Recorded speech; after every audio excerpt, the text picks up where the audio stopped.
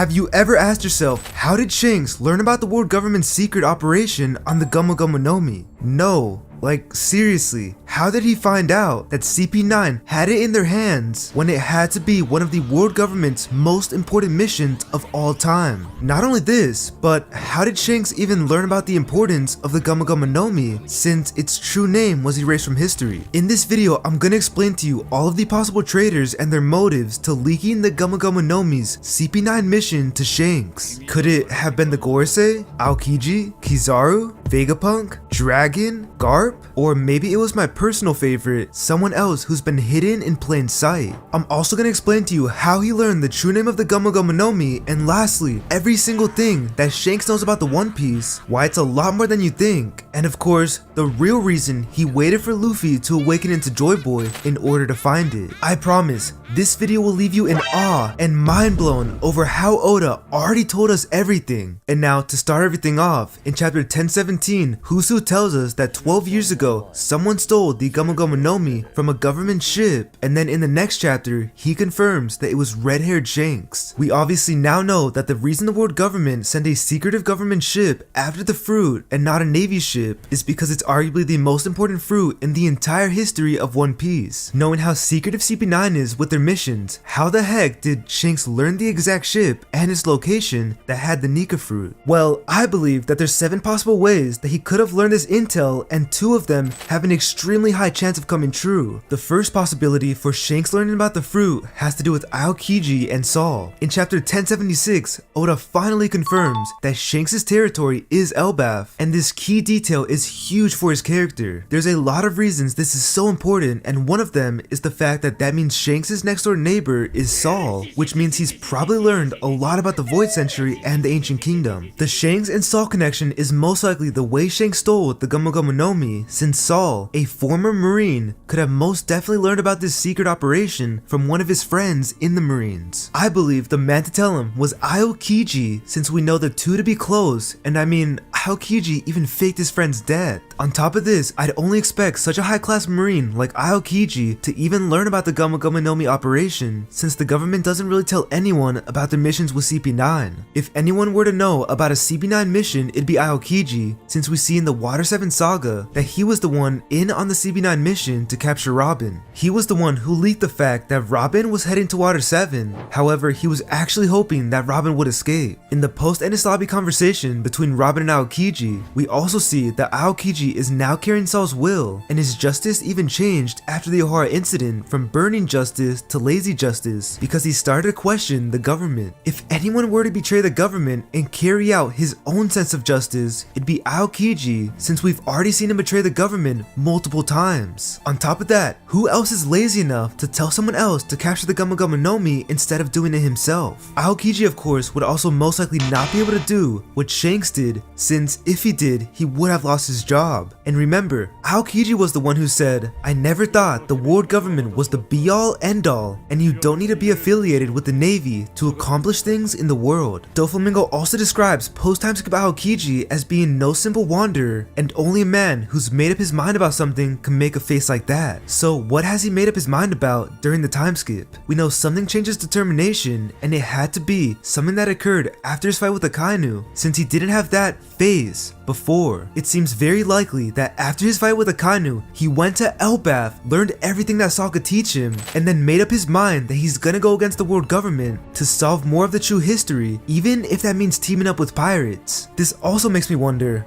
why the hell did he team up with Blackbeard and not with Shanks? I mean, it would logically just make sense to go with Shanks, since he seems to be friends with Saul, right? Well, what if Aokiji actually is working with Shanks on the low and is actually infiltrating Blackbeard? I mean, Aokiji is based off of the famous character Shunsaku Kudo, who was literally a private detective. Just saying. I also wonder, after reading chapter 1079, if that was Aokiji on his way to Egghead. There's definitely a high chance of him showing up to to combat the second Ohara-like incident and to help Robin escape once again. Now, going back to the Gomu Gomu No Mi, I also don't think Aokiji would have known the true importance of the fruit. Like, I feel like he just heard about a secret operation to get it and knew that he couldn't allow the world government to get their hands on such a thing. There's also the chance that he could have asked Vegapunk about its importance, only for him to find out that such a fruit doesn't exist in the ancient texts. I mean, Vegapunk is an associate of Aokiji's, and in fact, this actually leads me to the next possible way Shanks could have found out about the world government having the Gomu Gomu No Mi, which is in my opinion the best option by far. So Vegapunk could have also been able to tell Saul, and I think there's two possible ways he could have learned. The first way is through the baddest bee in the world government, Stussy. As we now know, the clone of Miss Buckingham's Stussy has been working as an undercover spy for Vegapunk for over 2 decades. This means that she could have potentially been leaking top secret information of Vegapunk for 20 years. And of course, this timeline well exceeds the timeline of when the world government got their hands on the Gomu Gomu No Mi. When I told you the possibility for this outcome to be higher than Aokiji's, I wasn't joking. Now, of course, she could have told Vegapunk about it, who would have realized that something was special about the fruit, who would have ultimately ended up telling Saul and Shanks to steal it. The next guy that could have potentially leaked the Gomu Gomu No Mi operation of Vegapunk is Kizaru. The probability for this to happen isn't as high as the others, but it still has a decent shot of happening, considering how close Kizaru is to Vegapunk. Now, I don't think Kizaru would leak this info with the intent to get it stolen, but actually would have just mentioned it casually to his nephew. In case you forgot, Vegapunk's bodyguard is Sento Maru, who's Kizaru's nephew, and I think Kizaru may have told him about some secret operation to get the Gomu Gomu No Mi. Kizaru wouldn't think much of this because, as we saw in Egghead's cover pages, Vegapunk himself met up with the Gorosei, which would make most think that he works under them and for them. I mean, he actually does do that, but of course, we now know that he has his true intentions after solving what Ohara figured out, and Vegapunk would either overhear Kizaru telling Sentu Maru, or Sentu Maru would just tell him, since Vegapunk is the one who researches and studies devil fruits. I mean, who knows, maybe Kizaru would tell Vegapunk himself as he's studying Kizaru's light powers for the future pacifistas, and I feel like Kizaru would say something like, "Oh, speaking of devil fruits, did you hear about the CP9 operation to get the Gomu Gomu No Mi?" Vegapunk would then of course realize that the Gomu Gomu No Mi doesn't exist and would then proceed to tell Saul about the situation. There also is the possibility that Vegapunk found out on his own without Kizaru's Stussy, but instead with another high class marine, because I mean, like I said before, he's literally the devil fruit guy. Like, why would someone not tell him about it, especially considering that 12 years ago no one knew about his connection to Ohara. There's also another guy who has a huge connection to Ohara, which leads me to the next way Shanks could have found out, which is by Dragon. Dragon has to have some connections to the Marines, considering that he's Garp's son, and many even believe that he used to be a Marine. We all know how Garp wants all of his kids to be future Marine legends, so I'm pretty sure he would have done the same with Dragon. In his introduction, we even see that Smoker calmly tells him that the government's after his head without any intent of fighting. This makes it seem as if Dragon used Smoker back in his day, and knowing that Dragon most likely has ties to certain guys in the Marines, we could only assume that one of them leaked it to him, who ultimately told Saul or Shanks about it. If this were the case, I wonder if the traitor would be Garp, or maybe someone else like Aokiji or even a sword member. The biggest plot hole in this theory is that I feel like Dragon would be the type of guy who gets the fruit on his own, considering that he already was the world's worst criminal, so I don't find this situation to be as likely as the others. I'm also like 99% positive that Shanks met with Dragon after Luffy ate the Gomu Gomu No Mi to tell him that his son was the one to eat the greatest fruit of all time, and that he knows Luffy will become a great pirate one day. The reason I think Shanks did this is because he went to see Ray Lee just to tell him about Luffy, and it seems like he tells everyone he meets about Luffy. For example, he even told Mihawk and Whitebeard. Like, why would he not meet the father of the kid he bet his arm on? Maybe this is also why Dragon feels like he doesn't need to see his son, since Shanks may have convinced him that Luffy is Joy Boy and that his destiny will keep him safe. I feel like Shanks would have told him something like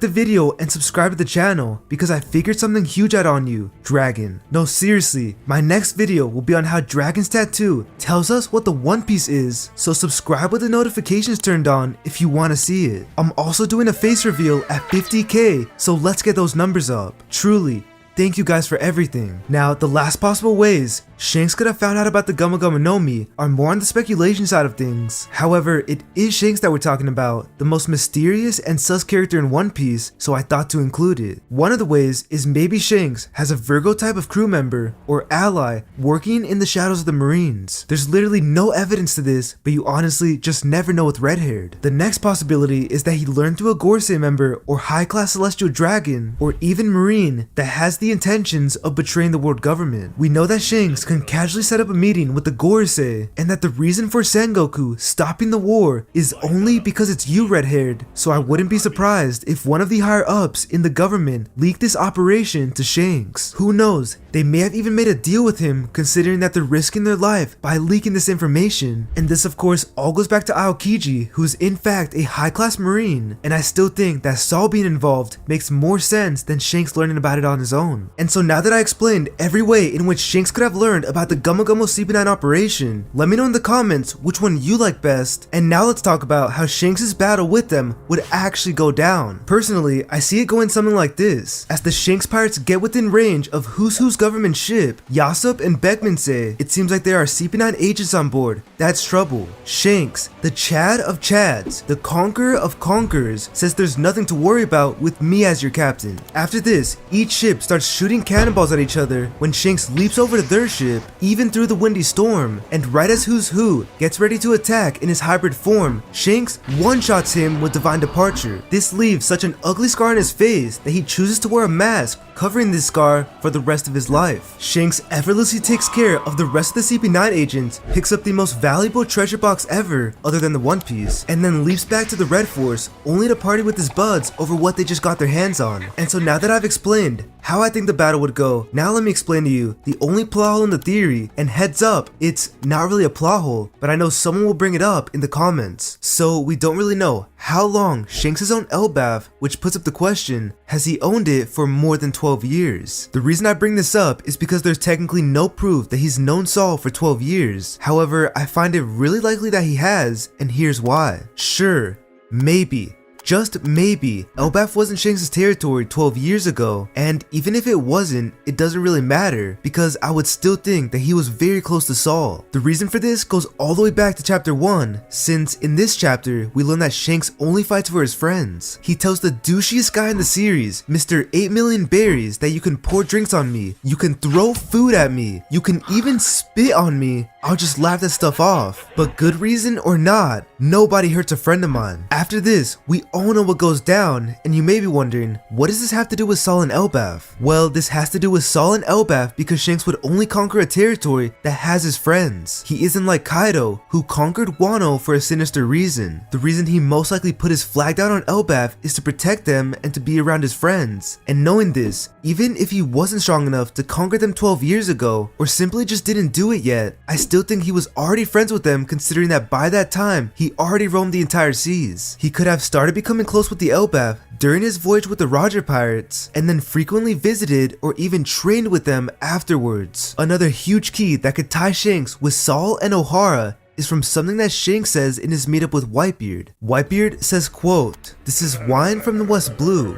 You bring this to our meeting?" Shanks follows by saying, "I've sailed all around the world, but the wine that's made in the place I grew up always tastes the best. It's a wine from my hometown." This proves that Shanks grew up, or was at least born in the West Blue, and guess what island is also in the West Blue? That's right, O'Hara. Now, I'm not necessarily saying that Shanks was from O'Hara, but I will tell you this. Just like how Luffy stopped by a bunch of East Blue Islands when heading out to the Grand Line, I wouldn't be surprised if Shanks stopped by the West Blue Islands when returning to his hometown time to time. Who knows, he may have even become friends with some of the O'Harans in the way that Luffy became friends with a dog named Choo-Choo, the entire Bratier, Gaimon, and Nami's hometown. If Shanks did do this, this would of course lead to him and Saul having an even better relationship than we expected. Knowing that Shanks' territory is Elbaf and that he's from the West Blue makes it very strange that during the time that Luffy ate the Gomu Gomu No Mi, Shanks made Fuchsia Village his base, and this is really weird because why the hell would he make this random place his base instead of his hometown or instead of Elbaf? I mean, I know the dude had to be risen up Makino behind the scenes, but that still isn't enough of a reason considering that Shanks doesn't seem to be the simp type. In fact, many people speculate that Shanks was there to cause CAs and actually meant to give the devil fruit to him as well. This would explain the reason why he seemed upset and shocked at the fact that Luffy ate it, and this really makes me question, like, did Shanks know about the importance of the Gomu Gomu No Mi? Well, yes, actually, he most likely did, and there's 3 main ways he could have found out. First is through Vegapunk, since Vegapunk himself may have figured out 12 years ago that the Gomu Gomu No Mi has something to do with Nika, Joy Boy, and the Void Century, since the name Gomu Gomu No Mi doesn't pop up on any ancient devil fruit text. On top of this, Shanks might actually know even more about Joy Boy than even Vegapunk, since he was on Roger's crew, the crew that saw the One Piece, which leads me to the second way he could have found out. Now, I understand that Shanks and poor Buggy weren't able to go to Laugh Tale, however, that doesn't mean that the Roger Pirates didn't tell them anything about what they saw. We know that at the very least, Shanks at least overheard them talking about Joy Boy, since Odin casually just brings up the name of the legend right before his departure. I mean, who knows? One of the Roger Pirates could have gotten drunk and then leaked some of the Void Century or secrets of the world to Shanks and Buggy. We also know that he learned about the Joy Boy apology letter on Fishman Island, showing that he at least knows a little on the subject. And if anyone were to know the true name of the Gomu Gomu No Mi, it'd be a Roger Pirate, since they were the ones who saw the entire tale of Joy Boy and the sun god Nika. Like, is it really a coincidence that Rayleigh gave Luffy the option to learn hockey from him? I mean, Rayleigh never even helped out Ace for anything, but he wanted to do everything he could for a funny rubber boy. Now, the third way Shanks could have learned about the importance of the Gomu Gomu No Mi is possibly from a 5 Elder. Chapter 1044 confirms that the 5 Elders are the only people in the world that we know as of right now who know the Devil Fruit's true name, which is the Hito Hito no Mi, Maro Nika. Vegapunk knew that Luffy turned into Nika, however, he himself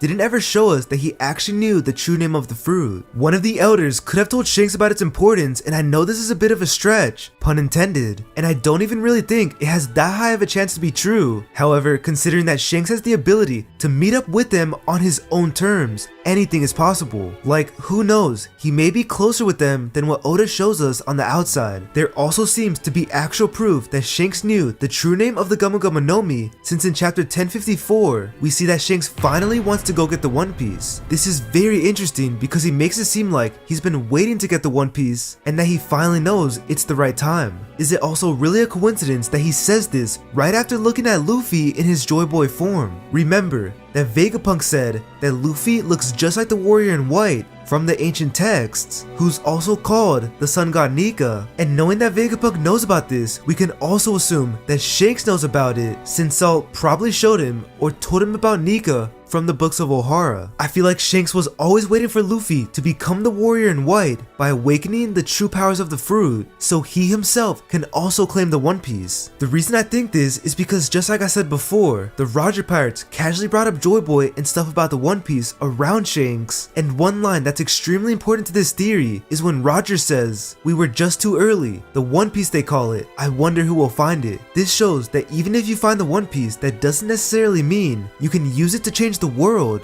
and it seems like the only way you can use it is if Joy Boy is there and present.